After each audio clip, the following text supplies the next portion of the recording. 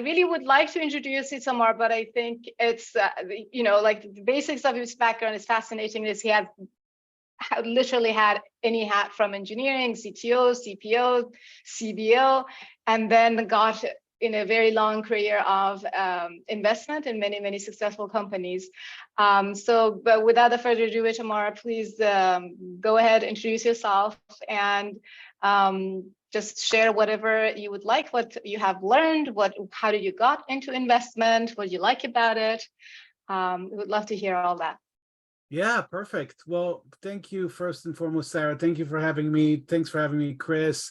It's fun to be here talking to you guys. And I see that we don't have tons of people on the line, which is great, because then we can do more like, Q&A and kind of talk through some of the challenges that folks here have. Another thing I should mention that's pretty hilarious is that there's like, I think for almost like for every person on the call, there's also like a fireflies or otter. So it's like, I do a lot of these, like whether it's all sorts of like open like conversations and podcasts where people log in and there's Q&A and like all this other stuff. And it's just crazy how many like AI agents are basically showing up and kind of helping us fill in all the missing parts. And that's pretty cool to see. So just, a little bit about myself before we get going. Itamar Novick, originally from Israel. I've been in the Bay Area for the last 13 years. I've spent my entire career in startups. That's a little bit over 20 years now. I've been on all sides of the table. So I've been a founder and executive. I actually took my last company, a company called Life 360 public in 2019. So kind of done the full, rodeo from, starting early, raising the first, few dollars all the way to taking a company public and going beyond that. And I've also kind of done every role in a startup you can imagine, other than one. Well, I did once, but I suck at it, which is being the CEO. I'm good at supporting CEOs. I'm not great at being the CEO. That's kind of what I learned over time. But I started my career as an engineer and moved to engineering management and project management and product management. I got to an executive level product management, kind of different positions over the years, and then switched more to the business side, doing more business development, M&A, finance. I was actually the CFO for our IPO at Life 360, which is not the best choice to have. I was just, I guess, the right person at the right time. But it all worked out well. And so that's on the kind of operational side. On the investment side, I've been doing quite a bit over the last 13 years. I started off my investment career as a junior guy on Sand Hill Road, working for a firm called Morgantown Ventures, now called Canvas, kind of a very solid second tier Series A, Series B VC, and sort of had the opportunity to learn from some of the best there. After that, I was one of the founders of Upwest Labs, which was back then an accelerator that helps take companies from Israel and accelerate them in the US. It's now an $80 million venture fund. It's one of the most successful accelerators in history, actually, because we were very early in companies like SentinelOne and Honeybook, which became a huge success. So that was fun. And for the last 11, 12 years or so, I've been investing out of Recursive Ventures, which is now a $20 million fund that I manage as a solo capitalist. We've had our history of doing smaller funds. I'm now in my third fund. I was moonlighting most of the time, but I've been very fortunate in investing in over 100 companies and supporting 7 unicorns to date.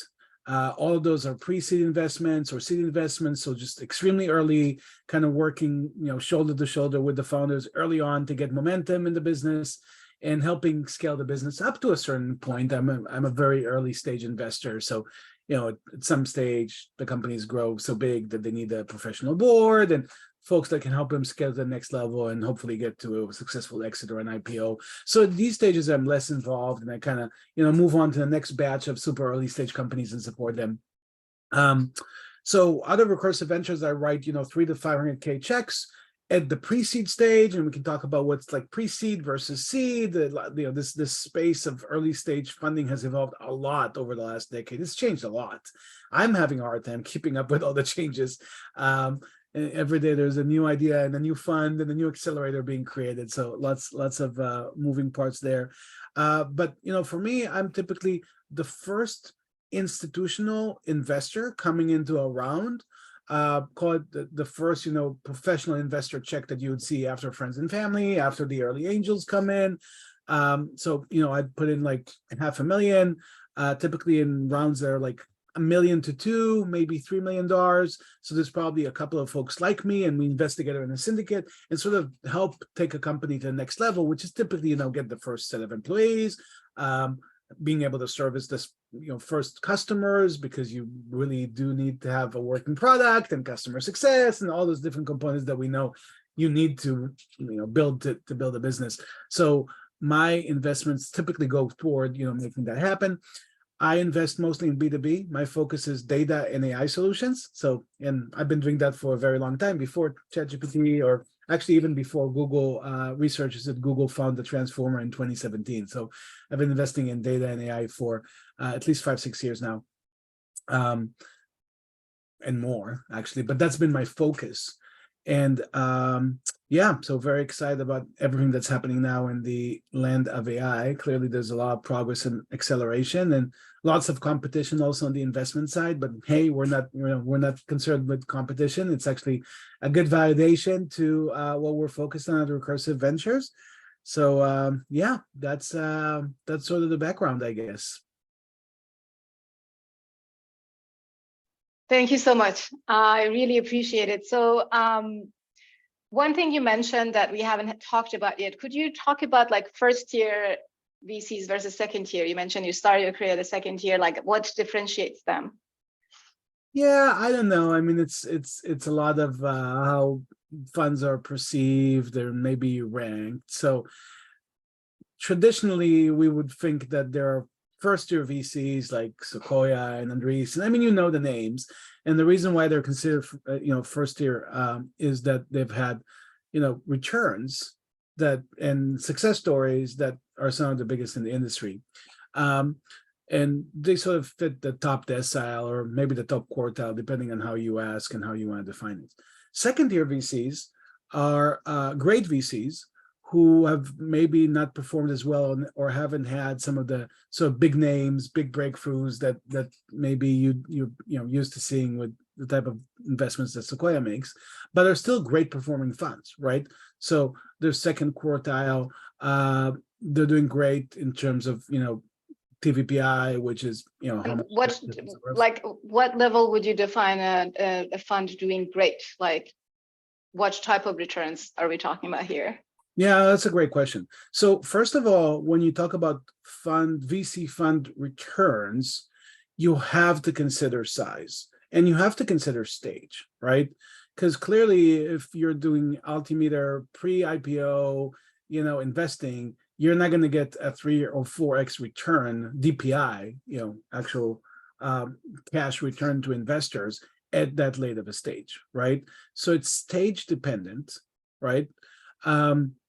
It's also size dependent, because the research clearly shows that smaller funds, which are naturally probably more focused, outperform bigger funds.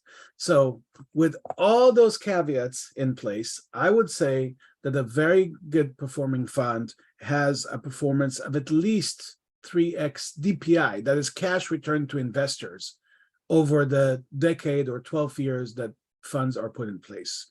And the reason why the 3x should be sort of the minimum threshold that we should consider is because if you just look at the overall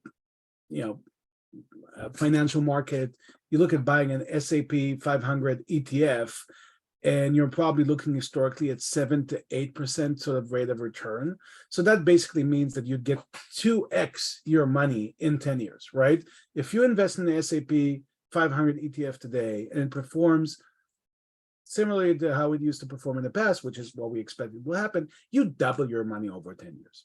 So that means that if you're instead investing in venture capital, which is a high risk, illiquid business, right? Investment, then you'd want to expect more than 2x, right? So that's why I typically put 3x as a bar and say, okay, if you really want to, justify your existence as a VC, you better be able to deliver 3x or more. Of course, top funds, and we're talking about, like, for example, my second fund, Recursive Ventures 2, which is 2018 vintage, is a top 1 percentile fund.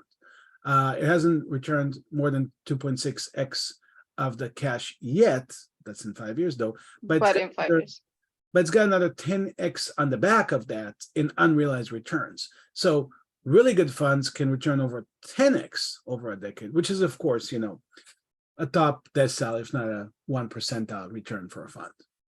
And my understanding is your early stage. What's your investment philosophy? If they're raising more and they want to buy you out, would you be happy? Would you try not to? Like, what do you do? Yeah, that's an interesting conversation by itself. The secondary market has evolved so much over the last decade. When I started my career as a junior investment professional, there was barely any secondary out there. I mean, there were some, especially for funds that wanted to exit their positions. But now there's such a robust marketplace for, founder shares and early employee shares and funds and LPs, and anybody can participate in secondaries as long as they've got a valuable asset. So my philosophy has actually been pretty proactive on the secondary front. And I believe that because I'm a very early stage investor, that's where really my value add for investor lies, right? I'm good at spotting opportunities very early on and then helping, these companies gain momentum. Now, I'm not sitting on boards and I'm not actually spending a lot of time with the companies as they scale up. So I don't have any special insights on when a company would IPO. Are they ready to IPO? Is the value, let's say, one of my marquee investments is a company called Deal, DEEL. They are worth $12.5 billion today, according to the last valuation. Is that really the sort of true market value of the business? Hard for me to tell. I mean, it's a very valuable business. They're doing great. They're growing fast. They're profitable. It's just amazing what they've been able to achieve. But how that benchmarks compared to other IPOs and whether they get that value or more in a 2024 IPO, I don't know. So I don't feel like I'm a good fiduciary of my LP's money at these stages. And when I find good opportunities to do secondary transactions on behalf of my LPs, I'll do those, right? And basically afford liquidity faster for my LPs, giving them the money back. So if they actually want to invest in a late stage venture, they can do that independently and not rely on me, that, being much more focused on early stage. So did I kind of hear you said, if the Series A, B offer a buyout to you, you will take it? Well, that rarely happens. It doesn't mean that I'll take it. I'll do an investment memo for every secondary deal that I make, and I will consider long and hard whatever exiting the position or part of the position is the right decision to make at this point in time. Just very transparently giving you, an example, I did a secondary sale in Deal, the same company that we mentioned, and without getting into too many details, at the time I did that secondary, the company was valued at a really high number of, sort of ARR to enterprise valuation, right? The multiplier that they had there was really, really high. And I'm not even judging whether that's justified or not, right? I was just, when I looked at the numbers, I was thinking that this is an amazing company, but they will have to grow into that valuation. So for me, at that time, I've made the investment decision to sell that secondary. That's an example of me doing that. But I would be very thoughtful, and I would look at the secondary opportunity like I look at any other investment opportunity and really consider whether it's the right time to exit or not. Awesome. So, so I kind of asked you, but I'm gonna directly ask you now. So what is your investment philosophy? Can you kind of summarize it in a few sentences? Oh, wow. That's not easy. Or 5 minutes. Yeah, no, I'll try to keep it short. So I invest in people that are way smarter than me. And that's kind of my first bar. It's like, if the person, if she can, the founder, if she can really blow my mind away with, her capabilities as a founder, knowledge, specific, subject matter expertise, and so on and so forth, then that's kind of the first bar that I would consider, right? Investing in very, very, very smart people, hopefully way smarter than me. That's one. The second thing is, I invest in big markets, because I've learned the hard way that the way the VC power law works is that, if you want to hit multi-billion-dollar successes, you have to focus on multi-billion-dollar markets, right? So I spent a lot of time evaluating whether the market is big enough before I dive in. And so what is like the minimum size of the market for that? Just give us an idea. Yeah, I typically try to meet a $5 billion sort of US market size bar or more. And of course, this is up for interpretation because it really depends on how you slice and dice the market. Right? That's perfectly good answer. Like, is it 5 billion? Is it 50 billion? Yeah. Right. Yeah. So market size, founder quality, and adding to founder, I'd also say like completeness, right? Like, do we have all the required sort of DNA, the pillars for success in the company? That's another big one.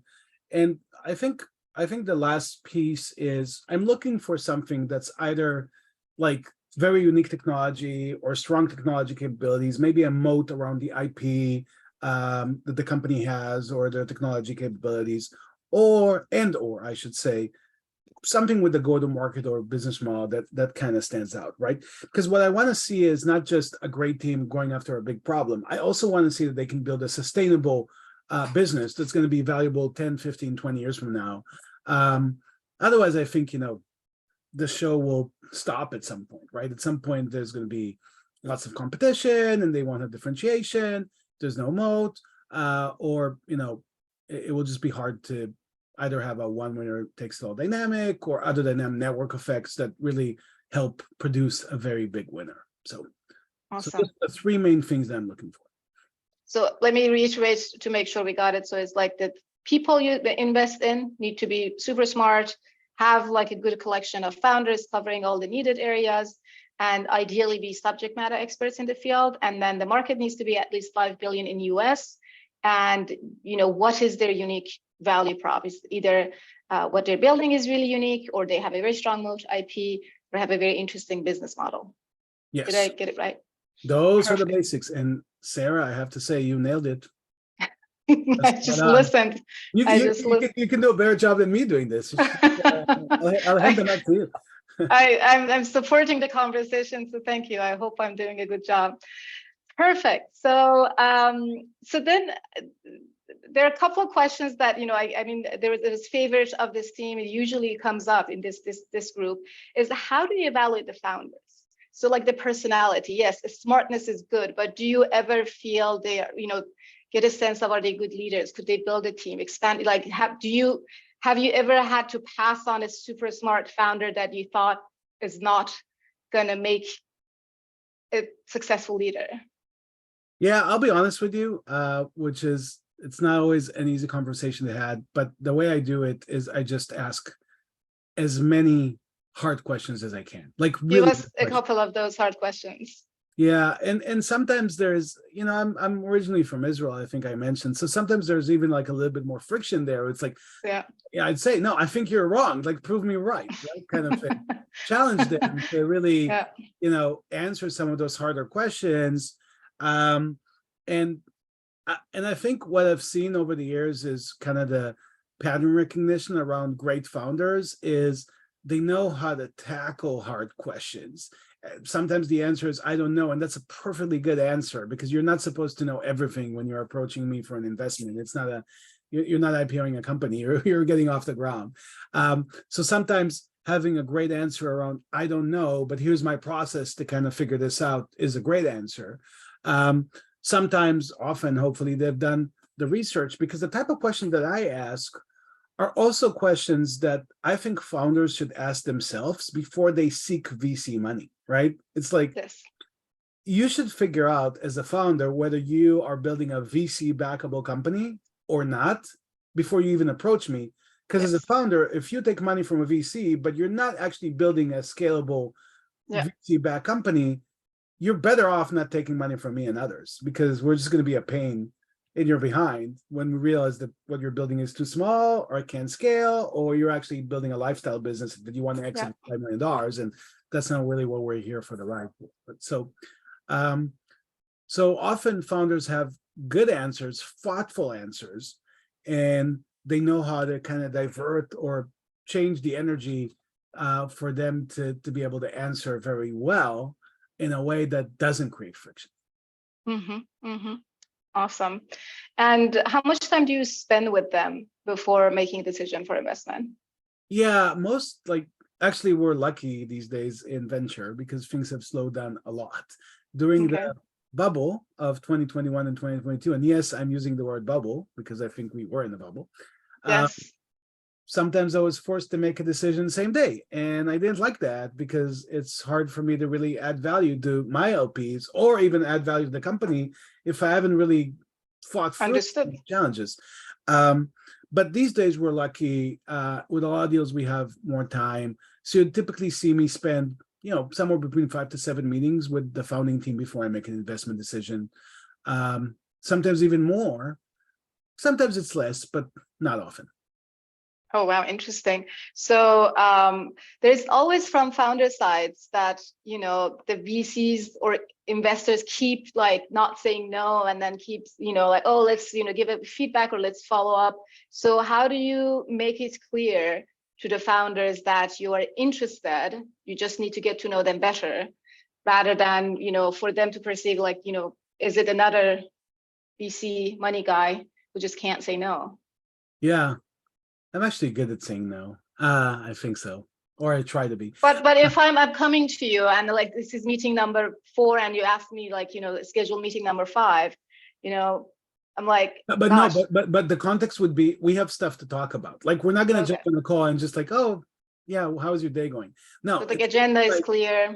Yeah. I try to send questions ahead of time. I come prepared with questions, and so. I think one thing that every VC that is serious about the business has to get really good at is basically time management by filtering stuff out, right? So Chris Fong, who's, I don't know if he's still on the call, is actually one of our advisors at Recursive Ventures. And, over the years, he sent me a lot of different companies to look at, and he's probably going to be able to attest that I say no vast majority of the time, right? Because I need to pre-filter, pre-qualify a lot of these startups before I start diving into them. And then another thing that I do very often with not a lot of VCs do, is I would take a first call. And by the end of the first call, I already tell you that it's not relevant. I'm not going to invest. So, and the reason I do that is because I want to be extremely respectful for the founder's time. It's the most valuable resource that they have. So I would jump on a call. And sometimes even within 20 minutes, I'd be like, yeah, I mean, you're great, but it's just, I wouldn't invest because of A, B, C. And I would yeah, you should ask for an intro to me through Chris Fong, just for the sake of flooding his inbox because he's so much time on his hands. So you let's say we have a 1 hour call, and 20 minutes into the call, I realize that there's no way I'm going to invest in this thing. I'll tell you, and I'll give you back 40 minutes because again, why waste that time? Yeah. Awesome. So I will have a few more questions. So maybe in 5 to 7 minutes that we're going to open it to audience. So please either raise your hand if you have a question, or just type it in the chat and we'll get to them one by one. So one of my favorite questions is, if you could go back and change 3 investment decisions that you did invest or you passed on exciting opportunities, what would they be? All 3? Okay, let's start with the obvious one. I invested in deal at the pre-seed stage, and when the seed stage opportunity came around, I was too busy and I didn't invest. Any dollar I would put into that round would have been 200x up. So wow, that's painful, especially that you were the pre-seed. Yeah, and you believed in them. No, it's worse than that. I helped the company with Andreessen Horowitz, who eventually led their seed, and I helped them, hire their sales lead, and I was very involved, but I was too busy. The painful question, I guess, is ask you, what were you busy with, and was it worth it? Well, I was IPOing my company. Oh, okay. That's the thing. Okay, it was worth it. At least, yes. If I had too many leads, I couldn't get to them, that would be really painful. Okay, so number 1 we got. Number 2. Number 2 is easy. Lyft. I saw Lyft in 2010 2011, early 2011. I saw Lyft, and I don't know, between me and the general partner I kind of was working with, we just basically our biggest thinking was, oh, this is not even a tech company. It's more like tech enabled, and we're really focused on software and algorithms and stuff like that. Morgenthau was actually very technical in a way. So within and they're like, we brought them to partners meeting. It was a good discussion, and we just basically passed on Lyft. So Wow. Okay. so And another example. a third example, Waze. Waze Oh, is a good wow. one. So Oh, Waze, if it's from Israel. Oh, God. yeah, they're Oh. from Israel. I know them, and I sourced them to do the deal. And basically, at some point, I realized that they don't have a business model. Like, it's clearly they're amassing all this data. This actually is a mistake that led to me later focusing and investing in data and AI. Because when I was a junior guy doing venture capital, I actually did not fully realize the value of high value data. So Yeah.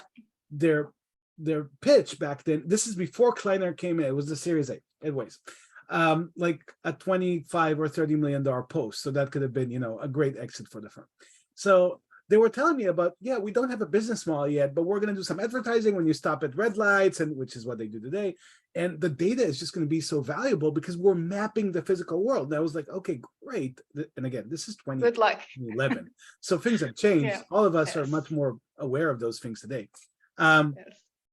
So like, basically I told him, look, like, this is great. I understand what you're doing and you have like consumer demand, but I don't see how this becomes a business. And I passed. Wow. Wow. Okay. So yeah, that's painful. So, as I mentioned, we are like a group who are interested in investment with very, varying level of experience. Could you, share a few pitfalls that new investors might fall into, and we need to be, or red flags, or something that not make the mistakes? Because I personally strongly believe, as important as it is to know the how to, it's also important to know the how not to, because that could lead to a much faster failure. So Yeah. could you share a little bit? Yeah. So let's start with a really, really important one, which is you got to have a strategy and portfolio construction. So the one thing that I've seen a lot of people do over the years is they just start angel investing. And, some people are successful doing that. But what history shows and what, some research shows is that it's a great way to lose money. So don't just start doing angel investing. The reason is you really want to create some sort of a diversified portfolio, and you want to reach a critical mass of diversification and reach so that you have a shot at hitting the VC power law, right? And if you understand the VC power law, if you don't, I'd encourage you to read more about it. But at a high level, it basically means, and my fund really shows it, right? So I do 25 investments in a fund, and 1 to 2 works out. I'm not kidding. That means the other 22, 23, they basically get shut down, right? So if as an angel, you're going to do 5 investments, the odds of you actually hitting a winner are really, really small. And that single winner that's supposed to return all your investments and more in spades, you don't have enough shots at the goal to actually find that potential winner, right? Yeah. So a lot of people approach me and tell me, hey, we want to start doing angel investments. We're going to write, $25,000 checks. And I'm like, okay, do you have $500,000 to invest in the asset class? Yeah. Because you need to write $25,000 checks to have any return shot at actually making money out of it. And that's assuming you are really good. You have a good understanding of a startup. You can really evaluate the founder as well, and all the things that goes in there. So you can't blindly write 20 checks for the first 20 leads you get.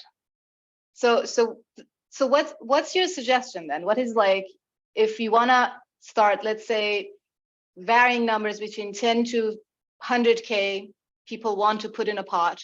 They're considering a syndicate. That's the route that Chris and Kush went at the beginning, or raise a small fund, 5 million, 7 million. What the pros and cons for each, in your opinion? Yeah, honestly, and I know I am speaking out of position here, but I would invest in a fund like mine. because so it's really simple. It's also like a little bit like managing your own public investments, right? So you can go, let's say you have a full-time job and you decide to be a trader on the side. And I know a lot of people do it. And I think like they can make money on the short term, but typically what happens eventually is that there are professionals doing public market investments who are doing this every single day. It's their full-time job. So their likelihood of outperforming is higher, right? And a lot of the people that are managing their own investments in public equities, it's not that they lose money, but they're not actually fully realizing the returns that they could have, right? Yeah. So it's a little bit similar to that, but it's actually more extreme because unlike the public markets where everybody has the same information, and if you just work hard, you can get this stuff and figure stuff out. The private markets are exactly that. They're private and you don't know what's out there. You're not even calibrated as an angel investor to understand not whether a single opportunity is good or bad, but how that opportunity compares to other opportunities. For example, being a full-time investor, I have the time to do stuff like, oh, here's an interesting space I want to look at. I think there's a there. I would pull together 10 companies, every company that's doing something in that space. I would talk to all of them, and then I'll know which is the best one. As an angel investor, you're just going to look at one and say, okay, this looks pretty cool, but you don't have any comps. You don't know how it looks. So I think in the private markets, I'd really give the money to professionals. I'm not even advocating myself, although I'm also, but like, but like, we appreciate your humble bragging here, but you have proven, so you don't, your success is proven anyways. But okay, now, so it's like, I would say, I really appreciate what you said, but it's kind of divide us in two, because some of us would like to just invest because they believe, they love tech, they have the money, and obviously make exactly what you said makes sense. So one follow-up question, what is the minimum amount of investment for your fund? You have about 20 million. So what is the minimum amount of check you would accept? Yeah, so typically it's 100K, but if it's value add people who know the industry and are in the startup ecosystem, I would be happy to get a commitment for less potentially. I'm open to that. Big institutional LPs, I just tell them, $500,000 or more, because they're not really value add, right? They're just the money. Yeah. And but the other half of us are people who just like investment. Right. I personally, I was about to build a VC fund, like then COVID happened. That's a painful story I'll share another time. But then I went to building my own companies, and now, for example, consulting, and we have very similar variety of stories of people who really want to get a break into this. So for us, that we have this madness and we are aware of the risks, but we want to do this. We're just looking for what is the best path to start. But by the way, if your goal is to become a VC and you're trying to do that by first doing angel investments, I think that's awesome, because then you're making an assumption that because you want to, not an assumption, you're deciding that because you want to be a VC and you got to get more of a track record and more experience, then you're going to potentially lose money doing angel investments to be able to secure, joining a VC fund. I think that makes perfect sense, right? Okay. The two caveats I'd say to that is, and not trying to discourage people, is I think being a VC is one of the toughest jobs out there. And I don't know if people actually appreciate how tough it is. And not because it's like hard to find the best companies or hard to raise money. That's all obvious. It's tough because of the psychology. It's tough because you're going to spend 99% of the time saying no. And if you actually care, it sucks. It's tough because the vast majority of your companies are going to die. They're not going to make it. And when you're on the 50th call with the founder, literally crying on the phone, telling you that they're, what they've spent the last 5 years on is going to zero, it's going to suck. So this business has a lot of downside, right? But if you like all that and you want to do all that, I'll give you a few, tips on what to do and what not to do. The Perfect. first thing is, I would say it takes 10 years to train a VC. I believe in it. That's what I was told when I joined the VC firm. It takes 10 years to train a VC. There's a lot of pattern recognition. You have to be knowledgeable in a lot of different businesses and areas. You have to have a massive network that helps you support doing diligence and understanding all those spaces. So stick to, it's like entrepreneurship. Go and learn from some of the best. The best way to succeed in VC is to spend 2 years in Sequoia or Andreessen or somewhere where they know how to run a VC firm, learn from them, and then spin out, right? So that's one tip. The second tip is, I think like the landscape of venture capital today, it's evolved a lot. So it's not like you could just do whatever you want. You have to focus. You have to have a differentiation. Whether it's sector, right? For me, I invest in data and AI. Whether it's stage, right? I invest in pre-seed companies mostly, right? And all of the above and more. So you can't just be a generalist VC and say, okay, I'll do whatever works. You got to really focus and kind of carve a niche for yourself where you can be, you know, one of the top players in, because it's very competitive out there if you don't do that. So find your niche, stick to it. And like anything in the investment world, you got to be consistent with how you apply your logic and your filter to the problem, right? If you're like me and you say, look, I invest in data and AI and pre-seed, I'm not going to do a Series A investment in some random SaaS company. Even if the most amazing founder shows up with the most amazing business, I will say no. Why? Because you've got to be able to maintain a persistent quality bar and a focus for you to actually be able to scale as an investor. So, so, you know, really find your niche, really find your focus, leverage your strength, learn from somebody who's really an expert in that space before you embark, you know, do it yourself, I guess. Awesome. Thank you so much. Let's just give a few moments to remaining time to other people on the call. Let me see, do we have any hands raised? If anybody has their hands raised, please do speak because I am trying to find them.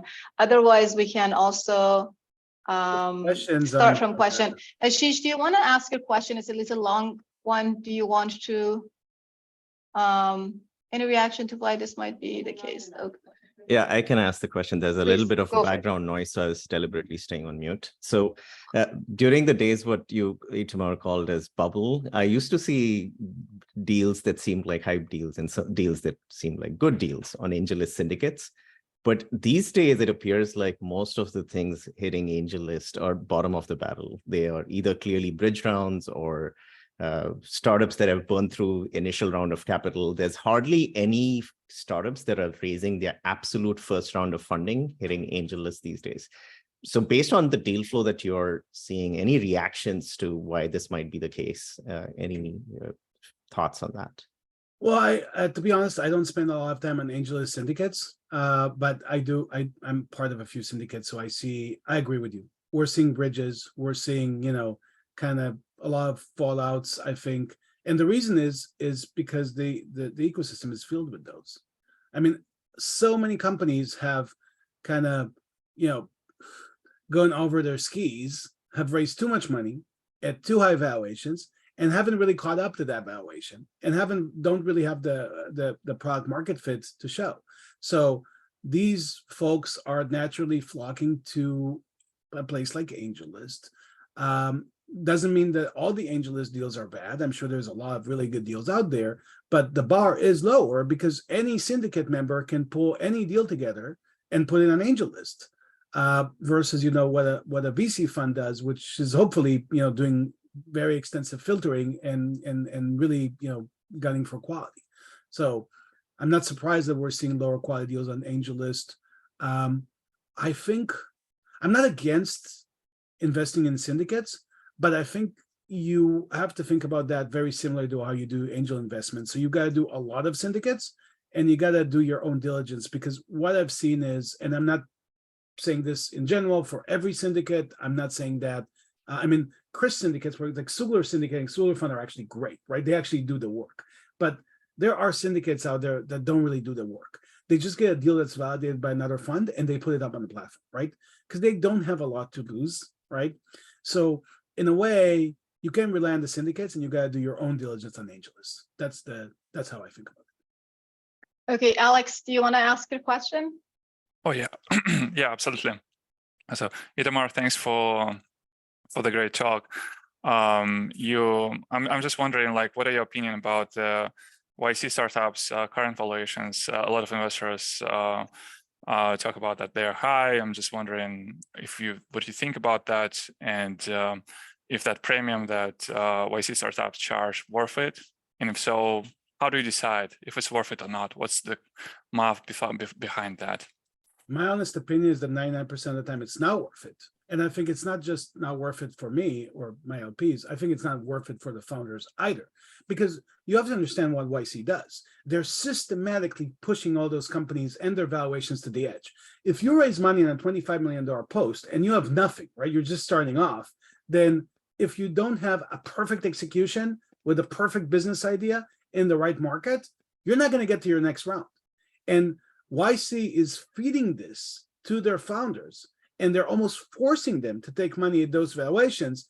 And guess what? YC doesn't care, because they have 180 companies in a batch and they only need 1 or 2 to succeed, right? And if the rest don't work out, well, it is what it is. This is how the industry works. So I think it's not helpful for the ecosystem.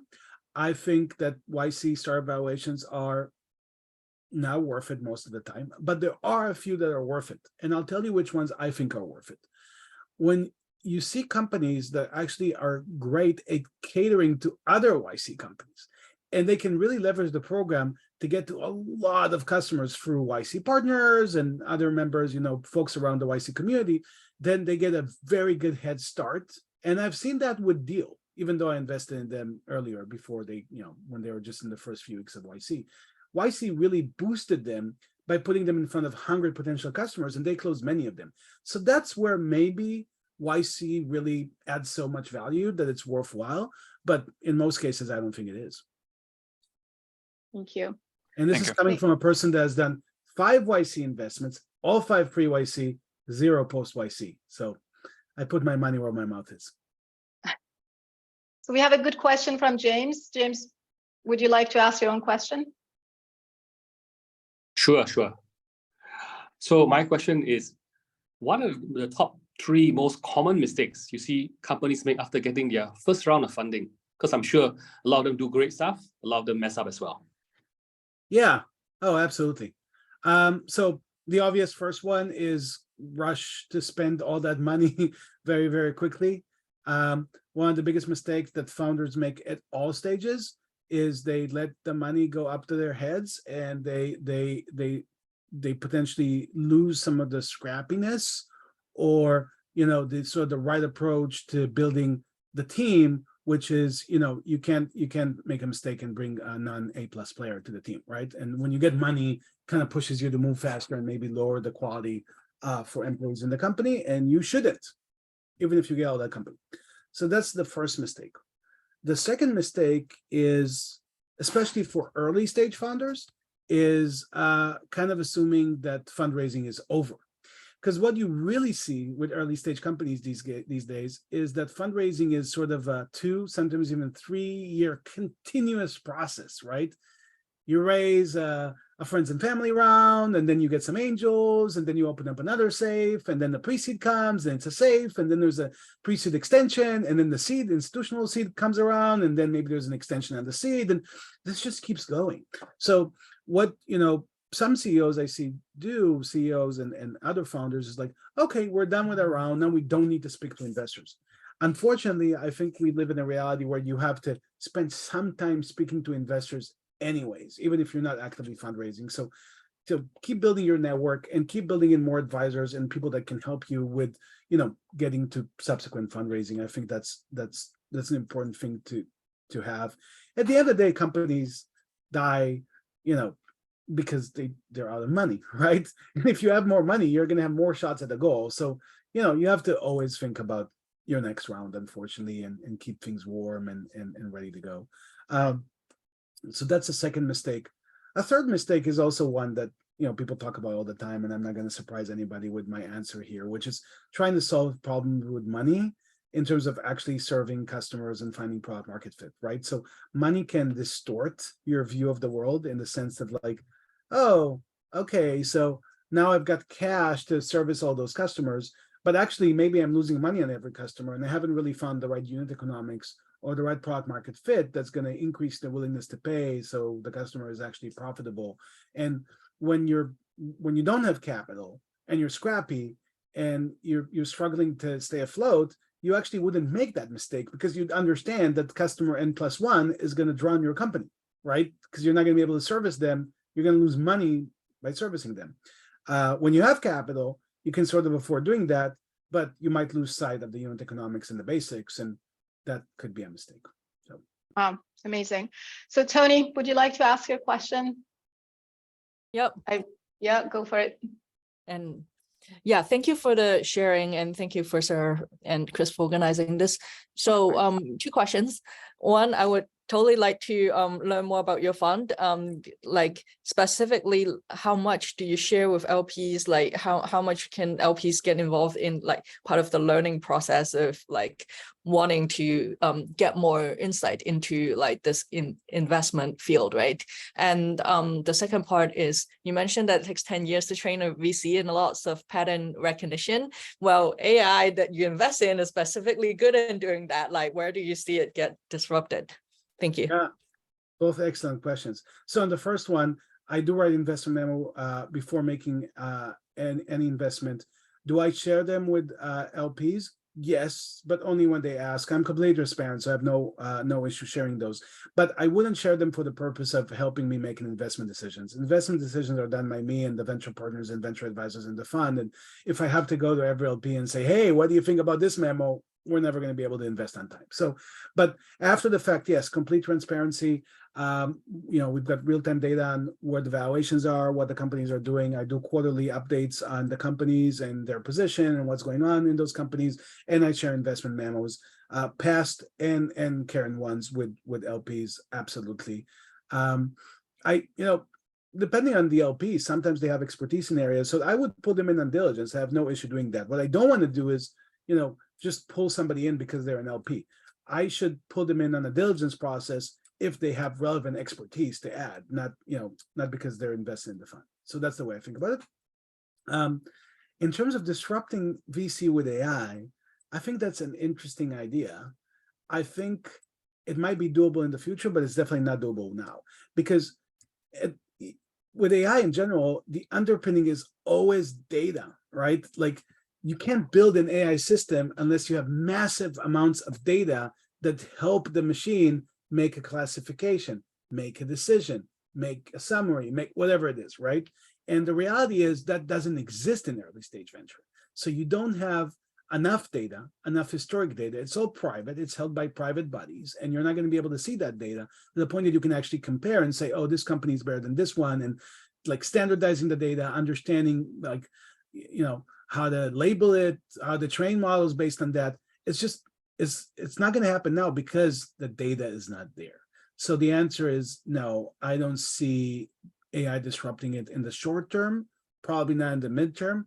In the long term, who knows if we even exist as a humankind? Maybe robots are going to replace us in everything. So I wouldn't rule that out, but I don't think it's going to happen as quickly. Awesome. Okay, Alex, I guess you kind of got the answer to your next question. Yep, I got it. Thanks. Mm-hmm. Yeah, Sherry, could you explain your question here a little bit more clearly? Oh, sorry, that was just actually a comment. It's not really. Oh, okay. Do you have any question? No, can move on to the next one. Okay, so Ronica, would you like to ask your question? Yes. Go for it. Great talk, really overall. Tell me about like the top 3 things that you've seen startup founders do. Like when you reflect back on just your entire portfolio, what if there are any consistent things that they've done that signal, yep, they're going to be really successful, right? Like you talked about, here are the things that they do that are bad, but when you look back, are there some things that when you look back, like, yep, all of these did these things, ergo, I could see the success now? Yeah, that's a really good question. I'll give you a few. So first of all, this is not necessarily post fundraising, but just in general. And it's kind of obvious, and it's not necessarily very PC, politically correct, but it's true. Some of the best founders I've seen they just work 24/7 nonstop and they don't even take vacations. It's true, right? Like my best founders are founders that I would text and I get an answer in 5 minutes. And like, why? I don't know how they do it in the middle of the night. I don't know where they're at, but they're just like always on, always responding, moving quickly, forcing their entire organization to move at their pace. Yeah. Velocity and momentum are one of the most important components of reaching escape velocity in startup land. People don't always internalize that fully. If you're going to spend months and months just figuring out and kind of slow playing it, there's so many other companies that are just going to run circles around you. Sure. You got to be able to run circles around the entire industry. And unfortunately, that takes 24/7, lots of dedication. It's not very life-work balanced. Yeah. Work-life balance is not, yes. It's unfortunate. I'm not supportive of this. It is what Sure. others are Well, doing. your observation, fair enough. Yeah. Yeah. So that's one thing. The second thing is kind of connected to what I said before about fundraising. Mm-hmm. Some of my best founders, they don't stop hyping, and I'm using that word carefully. They don't stop hyping their companies once the fundraising is over. They just keep going. It's like, next round, more investors, more, how do I leverage more industry experts? How do I bring in more advisors? They just don't sit on their laurels. They just keep going, keep pushing very, very hard, not just speed wise, but also quality wise. So it's like, doing this pulse, this focused, push to get something done. They just continuously push on all fronts, right? To get as much momentum and kind of, build it. So that's the second piece. The third one, which is kind of semi-obvious and people talk about it, but they just don't do it well enough, is your investors and your advisors, and even the folks that haven't invested in you because they said it was too early, they are all potential champions for your company. Leverage it. Yep. I get a lot of founders that, I invest in, or I even don't invest, but I offer helping them out. And I just don't hear from them like at all, or maybe for a year. And that's actually not good. Like, some of my best founders, they do monthly updates to investors. Why? Because it pushes themselves and their own teams to perform on that monthly cadence, because it pushes them to come up with something exciting and new every month to send investors. And is it easy? No. Is it going to help you get more investor engagement? Is it going to help you ask investors for more help to introduce the next, customer or the next partner or another co-investor? Absolutely. So if you can pull that off, I would recommend you do. No, that's amazing. Thank you so much. I mean, I did about 14 investments this year, and you're right. Like, I did one 2 years ago, and I almost thought this company went like bust because I hadn't heard anything from them until this year. And if I look at the ones who this year, you're right. Like, they're just speeding through. They've expanded into the US from the UK. So this is pretty exciting. Spot on. Actually, this is interesting because typically, not always, but like, I'd say you can spot at least half of the winners within the first quarter after you've made an investment. Half your winners, you're gonna know. You're gonna know in the first quarter. It's like, wow, this thing is just moving so fast. You just feel it. You just know. That's a winner. Wow. Yeah. I wrote. I'll say this really quickly, Sarah. I wrote a letter, a recommendation letter for O1 visa for one of my founders. Right, like every month he's hitting me up for something. Do you know what I mean? And it's like, I love it because I could see that there's activity. Do you know what I mean? So it's key. You're right. Wonderful question, Itamar. I cannot thank you enough for this session. It was very dynamic. I loved your energy. Thank you for sharing so openly. I learned a lot. I'm quite sure everybody on here enjoyed. We had actually quite a turnout for only online event. So I do appreciate it. And I hope we can have you back here soon.